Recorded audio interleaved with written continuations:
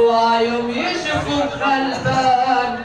يلا عادي وزي بعض وما بقتش بزعل على اللي راح.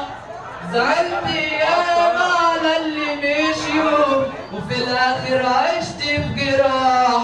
هحب نفسي عشان شالتني في عز ما كله اختفى. كان اخرهم يسألوا اخبارك ايه فبقول تمام.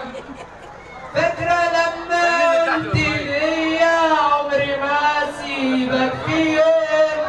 اليوم اهو بقيت لوحدي وبجد شكرا على العموم. الحياة دي علمتني اني مفيش واحد بيدوم. بس اتأكد يا صاحبي هيحتاجوك وقت اللزوم. صورك انت كمان. ايوه تعالى هنا. اشتغل